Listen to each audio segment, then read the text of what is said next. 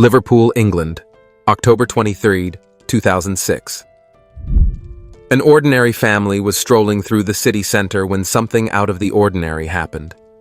A little 5-year-old girl suddenly stopped in front of a record shop window, her eyes locked on a massive Beatles poster hanging in the display. "Mom, that's me when I used to be famous." Her mother, Sarah McKenna, let out a nervous laugh. "Sweetheart, those are the Beatles. They're a very old band." But the girl refused to move. She pointed straight at John Lennon in the photo, repeating with unnerving certainty, "No, Mom, that's me. I was famous. I sang for huge crowds and they screamed so loudly." A chill ran down Sarah's spine. How could her 5-year-old know about the Beatles? They had never played their music at home, never spoken about old bands. Just 2 years earlier, the child had barely been able to form sentences. "You've never seen this picture before in your life," her father tried to reason. "Yes, I have, Dad. I remember when they took it. It was so hot that day and Paul was really nervous." The parents froze. "Paul. How does she know Paul McCartney's name?"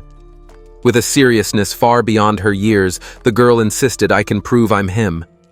I know secrets no one else does. I know where I hid special things.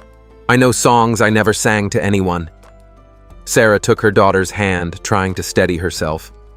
"Let's go home, honey." The girl nodded but added calmly, "One day you'll believe me. I promise." What you are about to hear is regarded by experts in reincarnation as one of the most chilling and well-documented cases ever recorded, a story that challenges everything we think we know about life, death, and the persistence of the soul. What began as a child's strange words would soon unravel into one of the most disturbing investigations of the past 50 years. But for Sarah and Michael McKenna, this was only the beginning. In the weeks that followed, their daughter displayed behaviors that left them shaken. At home, she began humming intricate melodies she had never been exposed to. When Sarah asked where she had learned them, the little girl answered casually, "I wrote them when I was grown up." The first truly shocking event happened one evening at dinner. While playing with her toys, she suddenly began speaking in flawless English, complete with a thick 1960s Liverpool accent. The parents exchanged bewildered looks. Their daughter only knew a few basic words of English from kindergarten. "I used to live in a big white house with Yoko," she murmured, pushing her toy cars across the table. She had long black hair and always wore white. Sarah shot to her feet, trembling. "Where did you hear those words? Who is Yoko?" The girl's eyes, ancient beyond her face, met her mother's. "She was my wife, Mom. I miss her so much, but I'll see her again." A week later came an even more chilling moment. Michael decided to play some Beatles songs to gauge her reaction. When "Here Comes the Sun" filled the room, the girl ran to the stereo, screaming, "Turn it off! Turn it off! George is playing my guitar!" The parents froze. How could their daughter know George Harrison played the guitar on that track? And why call it her guitar? The girl broke down in sobs, crying, "I wrote that song. I wrote it for Julian. It was for my boy." Sarah held her close, but the child wept harder. "Mom, why can't I play my instruments? Where are my guitars? Where's my white piano?" That night, neither parent slept. Their daughter didn't just know obscure details about John Lennon, she spoke as if she was him. And the most terrifying part was still to come. 3 weeks later, desperate for answers, Sarah made a bold decision. On November 18, 2006, at 10:30 in the morning, the McKennas walked into the Beatles Museum in Liverpool. Sarah's hope was simple. If her daughter truly believed she was John Lennon, this visit would break the illusion once and for all. At first, the girl walked quietly, holding her mother's hand, showing no particular reaction. But everything changed the moment they entered the first exhibit hall. She broke free from Sarah's grip and ran to a specific glass case. Pressing her tiny palms against the display, tears welled up in her eyes. "That's my guitar," she cried, pointing to a 12-string Rickenbacker. "I bought it in New York in 1964. It has a scratch right here." She tapped the exact spot where years later, Experts would confirm a faint mark truly existed. The museum guide, Thomas Mitchell, approached with a curious look. "Little one, that's John Lennon's guitar, but there's no scratch on it anywhere." The girl's tear-filled eyes met his. "Yes, there is. It's under the second string. It happened when I dropped it in the Abbey Road studio during the recording of Norwegian Wood." Thomas felt a chill crawl up his spine. That kind of detail didn't exist in any book. It wasn't in any official biography. It was information only John Lennon, George Martin, or the sound engineers could have known. But the girl didn't stop there. She moved straight toward another section of the museum, as if she had walked through those halls countless times before. She stopped in front of a black and white photograph of the Cavern Club. "We played here 292 times, she whispered. The stage was tiny and always unbearably hot. Paul always complained about the smell. Sarah, trembling, drew closer. "How do you know that?" "Because I was there, Mom. Look." She pointed at a specific corner of the photograph. "That's where I always kept my harmonica between songs. Pete Best used to move it, and it annoyed me so much." Thomas Mitchell had worked at the museum for 15 years. He had memorized every biography, every book, every document about the Beatles. But he had never read about a harmonica in that corner. He had never seen such information documented anywhere. "Child," Thomas said, his voice shaking. "Can you tell me something else about the Cavern Club?" The girl stared back, answering with the seriousness of an adult. "The bathroom was always broken, and the stairs to get out were very steep. Brian Epstein discovered us on November 9, 1961, but he had already seen us before. He only pretended it was the first time." The girl's parents and Thomas exchanged a stunned silence. She had just revealed details even the most devoted biographers didn't know with such precision. But the most shocking revelation was still ahead. What happened 2 days after the museum incident left the McKennas completely shaken. The girl began waking up at exactly 3:17 every night, always at the same time. Her parents would find her sitting on her bed, softly singing melodies they had never heard. These were not familiar Beatles songs. They were entirely new compositions, but with an unmistakable John Lennon style. Sarah decided to record one of these midnight sessions. What the tape captured would change everything forever. The girl sang a song called Lucy's Dream, with a haunting melody and profoundly melancholic lyrics about a little girl lost in a garden of glass. Her voice, though childlike, carried a phrasing and cadence that sounded exactly like Lennon's early compositions. Michael McKenna listened to the recording over and over. The song was sophisticated with intricate chord progressions no 5-year-old could possibly know. But even more unsettling was the way she pronounced certain words, the vibrato in her voice, the tiny breaths between verses. Everything mirrored Lennon's vocal style perfectly. Desperate for answers, Michael contacted Dr. James Harrison, a Beatles musicologist at the University of Liverpool. He sent him the recording without revealing who had sung it. 48 hours later, Dr. Harrison's reply arrived, leaving them stunned. "Dear Mr. McKenna, he wrote the composition you sent is extraordinary. The harmonic progressions are consistent with John Lennon's style between 1962 and 1963. More surprisingly, I found references to this song in my archives. There is an entry in Paul McCartney's personal diary dated August 23, 1963, mentioning John working on a song about Lucy and Crystal Gardens, but he discarded it for being too personal." The parents stared at each other in total silence. Their 5-year-old daughter had somehow produced a song John Lennon had written 43 years earlier, but never recorded. And this was only the beginning. Over the following nights, she sang 4 more songs: Strawberry Mine, Julia's Lullaby, Penny Lane Backwards, and Tomorrow's Yesterday. Each had the same level of musical sophistication and the same impossible connection to Lennon's unpublished work. Dr. Harrison confirmed he had found fragmented references to all these compositions in private letters and diaries of band members, material kept classified for decades and seen only by a handful of scholars. "Mr. McKenna," Dr. Harrison wrote in his last email, "I urgently need to know the source of these recordings. What you've sent me could rewrite the musical history of the Beatles." That night, Sarah held her daughter tightly, feeling her world collapse. Her little girl didn't just believe she was John Lennon, she somehow had access to the musician's most intimate thoughts and creations. And the most terrifying moment came when the girl whispered in her ear, "Mom, I still remember more songs, but these ones are very sad. They're about how I'm going to die." Her behavior took an even darker turn when she began fixating on a woman she had never seen before, Yoko Ono. It all began on December 2nd, 2006, when the little girl woke up at 5:30 in the morning, sobbing uncontrollably. Through her tears, she kept repeating, "Where's Yoko? Why isn't she coming to find me? She promised we'd always be together." Sarah tried to comfort her, but the child couldn't be soothed. She has really long black hair and always wears white dresses. She lives in our big house with all the windows. Why isn't she here with me? Her parents exchanged alarmed glances. Their daughter had never seen a photo of Yoko Ono. There were no Beatles records, no books, no documentaries in their home. How could she describe John Lennon's widow in such precise detail?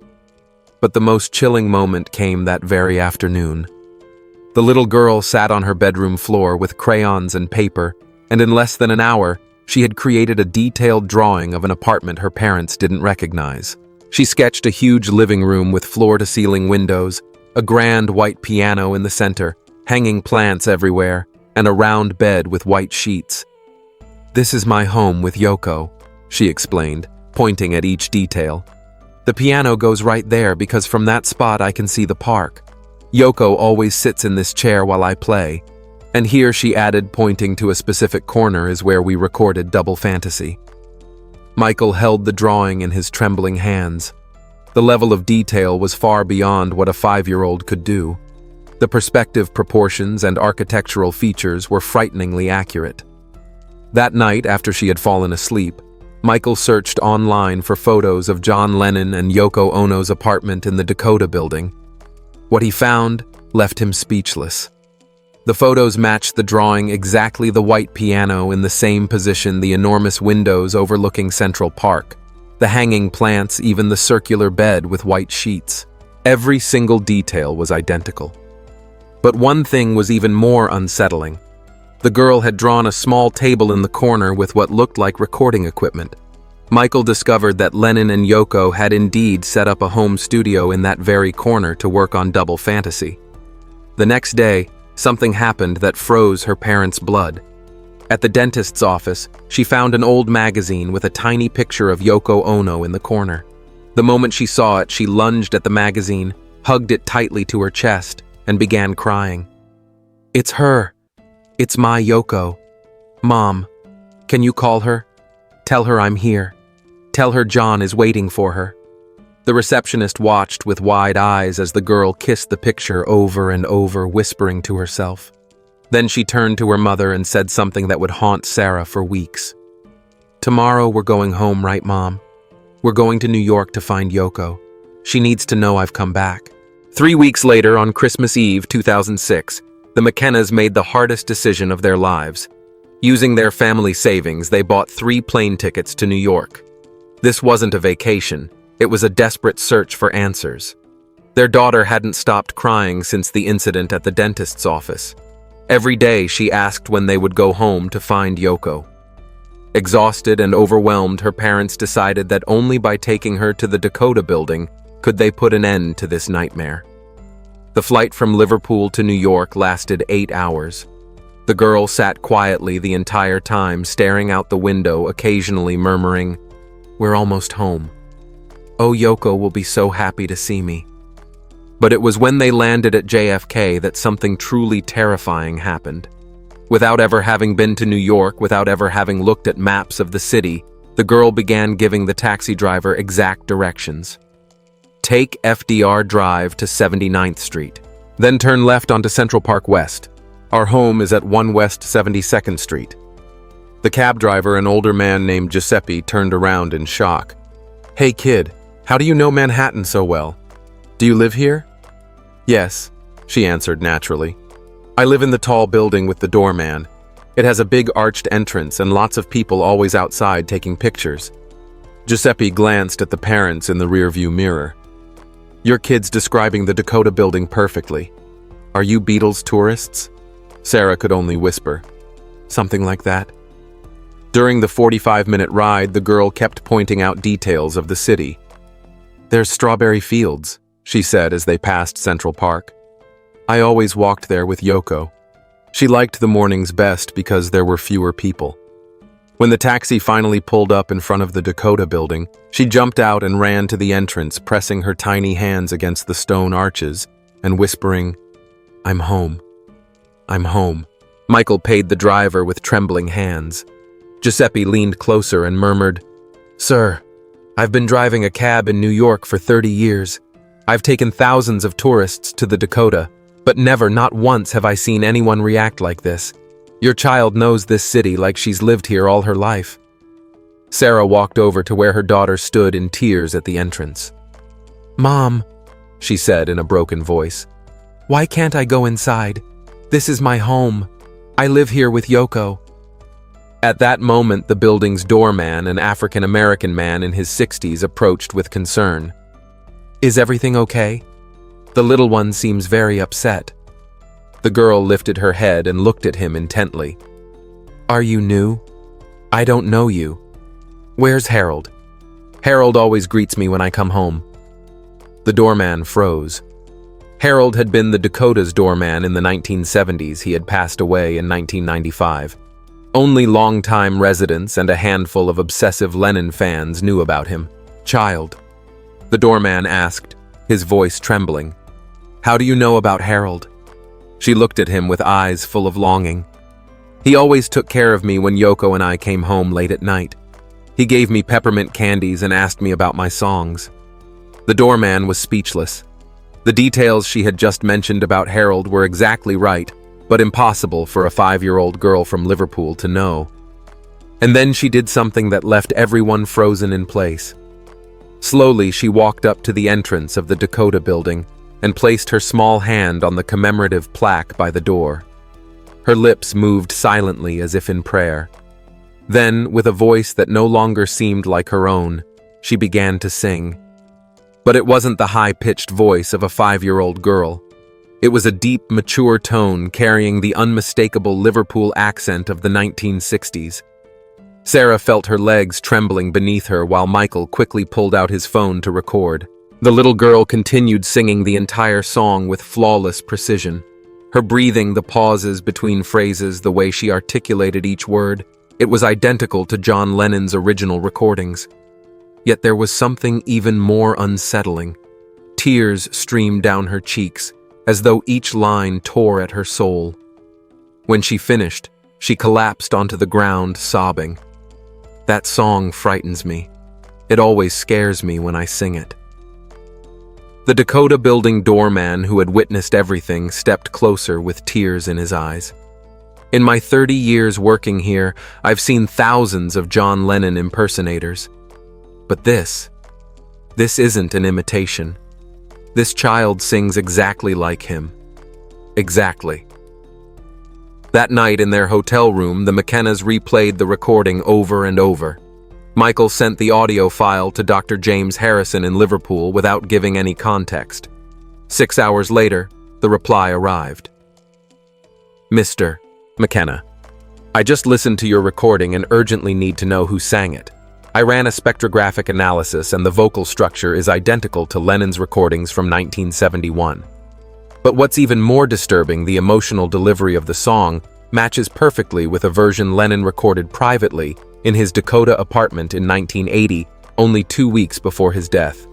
That recording has never been released, and only one copy exists in Yoko Ono's private archives." Sarah read the email with trembling hands.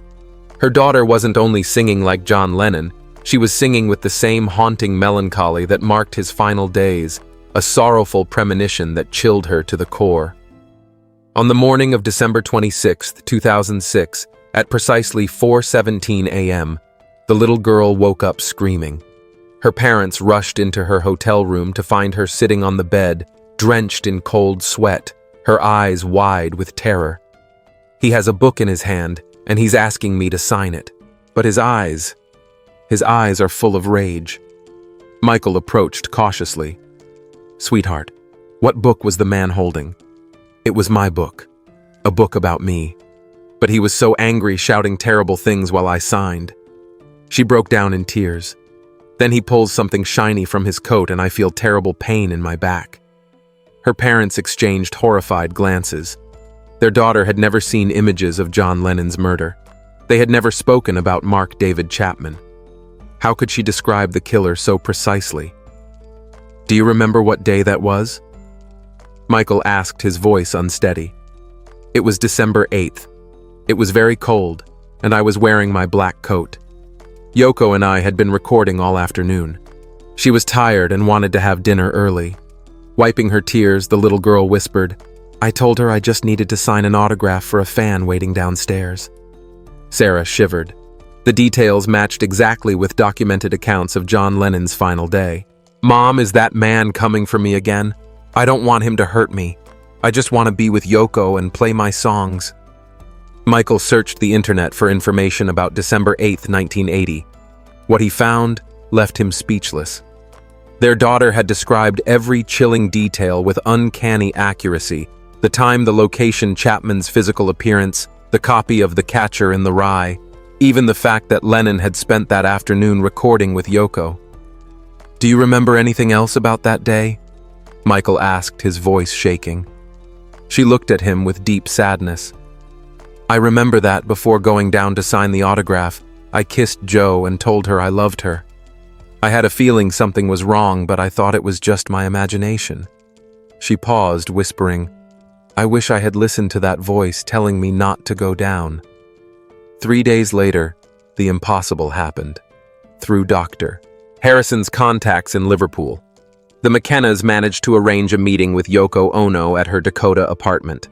Yoko, then 73 years old, had agreed to meet the little girl after hearing the recordings of the lost songs of John. On December 29, 2006, at exactly 3:00 in the afternoon, the McKennas walked into the apartment their daughter had sketched with unsettling accuracy months earlier. The girl walked calmly, as though she had wandered those halls 1,000 times before. When her eyes fell on Yoko waiting in the main room, she froze. Tears filled her eyes, and in a trembling voice she whispered, Yoko, my love, I've missed you so much. Yoko Ono, who had kept a guarded and skeptical expression until that moment, suddenly felt her legs weaken. The way the child looked at her, the tenderness in her gaze, the softness of her voice, it was exactly how John had looked at her in the final days of his life. Slowly, the girl stepped forward and took Yoko's hands in her own. Why are you so sad? I can see it in your eyes. You've been crying ever since I left. Tears rolled down Yoko's cheeks. In 26 years, no one had spoken to her in that way. No one had recognized that deep sorrow so precisely. Do you still have the white piano? The girl asked, glancing toward the exact spot where it once stood. Can I play you the song I never got to finish for you? She walked to the piano and began to play a melody Yoko had never heard before, yet it carried the unmistakable touch of John's style. Her tiny fingers moved across the keys with a skill no 5-year-old could possibly have, and as she played, she sang. Yoko collapsed into her favorite chair, sobbing uncontrollably, the very same chair she used to sit in while John composed. The girl could not have known this. No one had ever told her. When the song ended, she leaned close to Yoko and whispered something in her ear that shattered her completely. Yoko's eyes widened in shock and fear. That letter was real. It was hidden in her private safe. She had never shown it to anyone, not even Sean, John's son. How do you know about that letter? She asked with a trembling voice. The girl smiled with infinite sadness. Because I wrote it, my love, and I've come back to keep my promise. What she revealed to Yoko Ono in those 20 private minutes changed everything. When her parents were called back into the room, they found Yoko transformed. Her eyes shimmered with a mix of hope and terror they hadn't seen in decades. She's told me things only John and I knew, Yoko said, her voice shaking. Details of our most intimate conversations. Secrets I've carried in silence for 26 years. The girl turned to her parents, took their hands, and said, "Mom, Dad, I need to explain why I'm here, why I came back." With a gravity that froze the air, she continued, "When I was John, I had one last song I wanted to record. It was called The Bridge Between Worlds. It was about death, about how love can endure beyond this life. It was meant to be my farewell gift to humanity." She returned to the piano and began to play a melody of otherworldly beauty. Her voice, now fully transformed into John Lennon's, filled the apartment. The song lasted exactly 4 minutes and 17 seconds. When it ended, she turned to everyone present and declared, "This song must be heard by the world. It is my final message. That's why I came back to finish what I couldn't before." Yoko rushed to her and embraced her as if holding the most precious thing in the universe. "John, my John," she cried. "How long can you stay with me?" The girl looked at her with eyes full of both love and sorrow. "Not long, my love. I can feel this fading away. But before I go, you must promise me something. This song must be recorded and shared with the world. It's my final legacy, my proof that true love never dies." 3 months later, the little girl stopped recalling memories of being John Lennon. The visions slowly faded until she was once again just a 5-year-old from Liverpool. But The Bridge Between Worlds was recorded professionally and became one of the most extraordinary musical phenomena of modern history. Yoko Ono publicly declared, "I lived with John for years. I knew his soul more deeply than anyone else in the world, and I can say with absolute certainty that this child, for a period beyond explanation, was the reincarnation of my husband." To this day, scientists, musicologists, and experts in the paranormal have failed to explain how a 5-year-old girl could access memories, knowledge, and skills that belonged to John Lennon. What they do know is that they witnessed the most documented and verifiable case of reincarnation in modern history. And now, as a normal teenager, she occasionally wakes humming melodies she doesn't remember learning, carrying with her an inexplicable longing for a woman named Yoko, and an apartment in New York she still insists was once her home.